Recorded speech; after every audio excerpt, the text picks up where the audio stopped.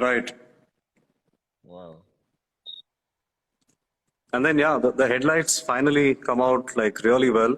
That's going I to be think this our trademark, took right? about a It's year. going to be the UV sort of Yeah, distinctive. yeah. So this is the identity lights The brand of the identity. vehicle. Yes. So literally, if you're being followed by an F77, you'll know. Yeah. No, we've seen some iconic identities, right? You've seen the Volvo with the new identity they've The created. Thor hammer. Yes, yes, yes. Then we've got the BMW half rings and how those have evolved over the years. So it was important that we have something that cascades through our portfolio of vehicles over the next few years. And this is what I meant. I seem to be echoing. Is my audio like clear for you? It is clear for us. I'm seeing some comments, but I'm going to try without Yes. the... Yes. I think the phone audio would be better, DQ, from your end. Much better actually. Okay, so I think it's probably the headphones. It's still doing that, I feel. Actually, it seems to be okay for us, but we do see some comments, See, echo was saying that, yeah. Because of Yeah. I have no...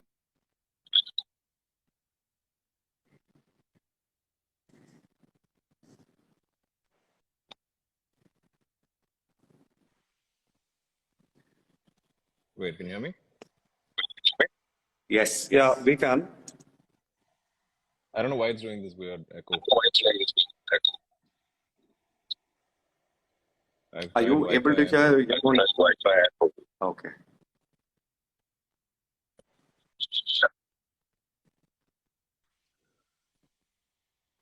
Should I logging in, logging out? Yeah. Sure. Let's try that. Okay.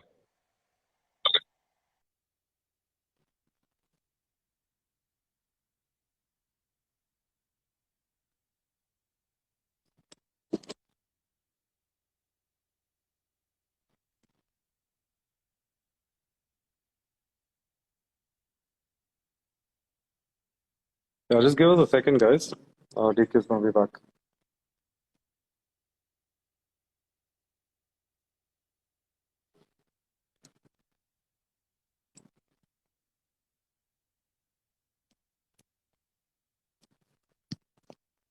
Yeah, so while he's back, while he's on his way back, we'll sort of run through what we showcased here.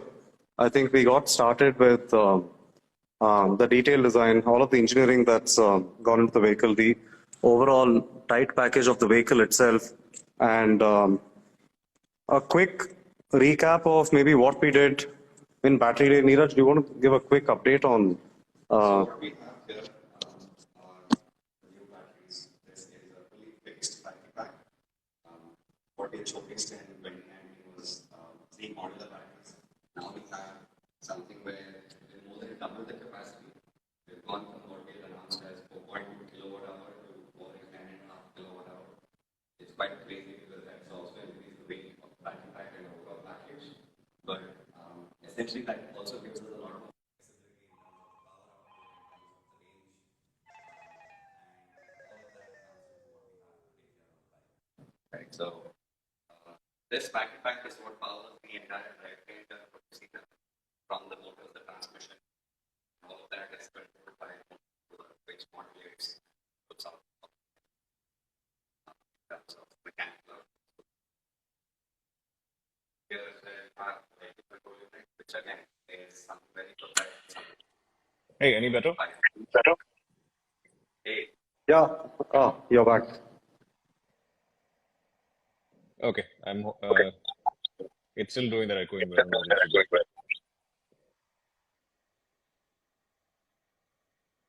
Cool. Can you hear me? DQ, I think it's sort of audible. We'll just continue.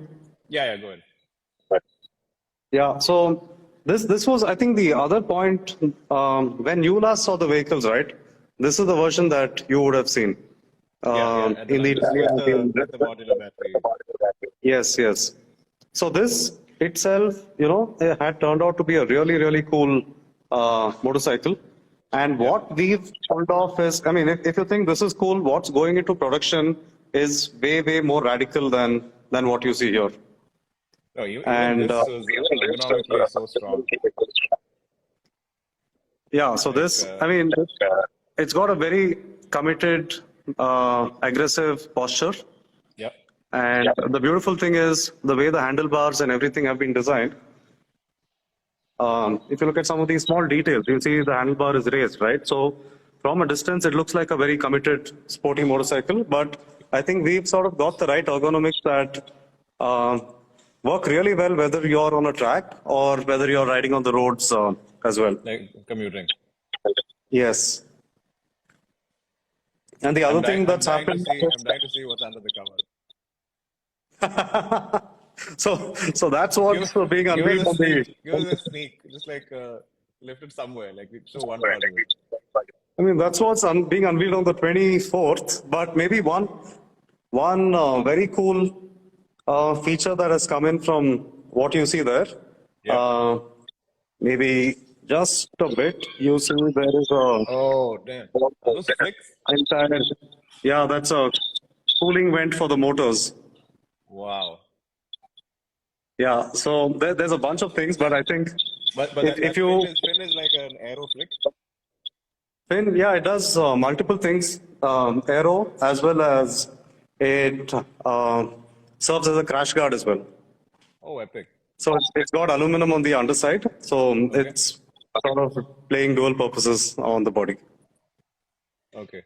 Can we go over some of the materials we use to build the bike? So the entire battery casing is made of aluminum. Okay. So we don't have any plastics anywhere on the battery at all. This is what makes it very rigid and strong. Excellent. And yes, and on the inner side as well, you'll see some details or heat fins there, right? So these Yeah. heat fins also extend on the inside to a point where they make contact with the cells. Okay. So that's a very new architecture we've sort of innovated here on the batteries. The motor mount itself is aluminum. This is a trellis frame that you see here. Yeah. What we've done is the motor mount is now a structural part of the chassis. The earlier versions, it wasn't so. But now we've reduced further weight and made the chassis stronger as well. And the swing arm is sort of a piece of art. I mean, it took more than a year for us to get from concept to production on the swing arm, because what you see on the concept swing arm was a milled version. What you see here are multiple sort of ribs and structures on the inside for added strength, right? Yeah, I see it. So if you've seen the Beyond Asphalt campaign, I mean, the reason all of these things held up in the without any sort of damage to the chassis is the sort of R&D that has gone into this whole thing. Oh, it looks phenomenal. This here is the vehicle control unit. We often don't get into the details of the VCU. It's called FC0077, that is flight control.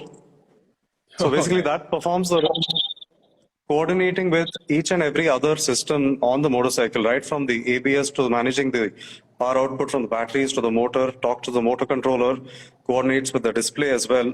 So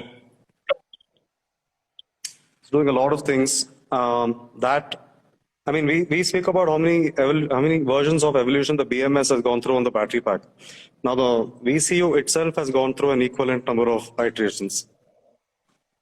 Yeah, maybe another sneak view into the TFT looking at in regular sunlight? Yeah, we have two modes. We have the day mode and the night mode. What you see here is the night mode. I think all of us just love the night mode. It's way cooler. It's got the UV colors. It's got that. Yes. Awesome.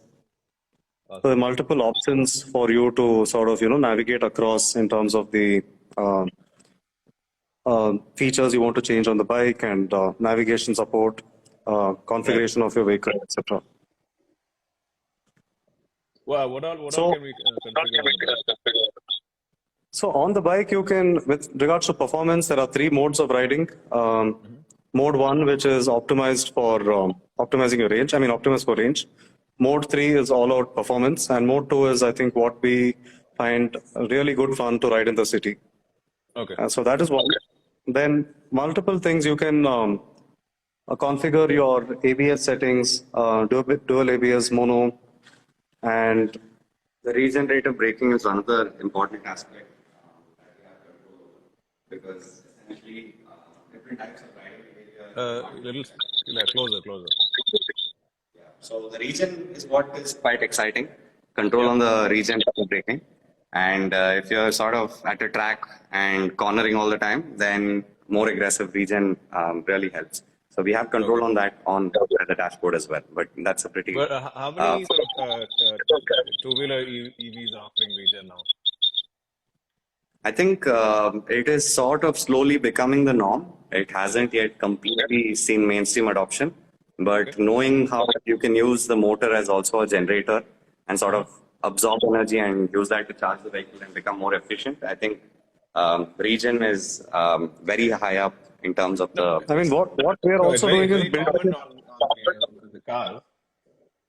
Right. I'm wondering how common it is on the bikes and scooters.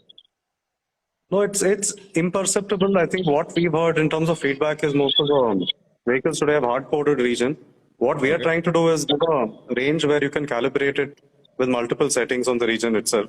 We're starting out with 3, but if there is enough feedback coming in from the rider community and from our testing team itself, then there is a definite scope to figure out more ways to engage and enable region on the vehicle. Right. So yeah, this is what you saw as part of Battery Day. What you see there is, I think we gave a little glimpse of that, but it's going out on the 24th. So 24th November is our actual launch date. What we did through Battery Day was, just maybe give an update to the community about what's happened on the batteries. It seems to be I think a very pertinent question given the fact that a lot of EVs have been having issues with batteries and a very important topic for us to address as we move towards launch as well. Yeah. There's been a lot of sort of fear from the public about the batteries and how safe they are, and fires and stuff like that. But I think that's what we've been doing max R&D on. Right. But also, I think we're amongst the first to show the entire battery casing and how it's packaged, right? Yes. We want more companies in India to take a ground-up R&D approach. So whatever helps get people into that is. It's a very nascent stage in the industry, right? Yeah. We are in it for the next. Right. Cool. Awesome. So. I'm trying to see the other thing that's happening that are addressing the bike. Any questions that you see on the comments? A lot of love. Thank you, guys.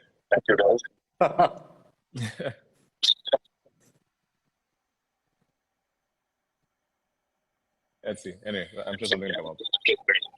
Yeah, there are questions. I think a lot of your fans also in the comments, DQ. So a lot of attention coming your way as well. Yeah. No, it's good. I know a lot of people who follow me are real enthusiasts, like riders and automobile enthusiasts. So that's good. I think there's a great connect. Well, there's a few questions on when will Ultraviolette be available on the road, waiting for the launch. So launch is November 24th. I think we are beginning deliveries this year as well. The exact price points, I think we haven't announced. When we spoke about in 2019, we had said it would be north of somewhere in the mid 3 lakhs sort of a range, right? I think let's get into some more detail that we haven't had an opportunity to actively talk about it. So I think overall, all commodity prices, raw materials, everything has gone up like a fair bit. And we don't want to pass on the entire thing, add it to the price. So we are working that out internally, trying to figure out a fine line, what is going to be competitive and what makes sense. Given the escalation also in the interim, you guys have doubled the battery capacity. Yes. So That is a very good double the bike now, but obviously not double the price.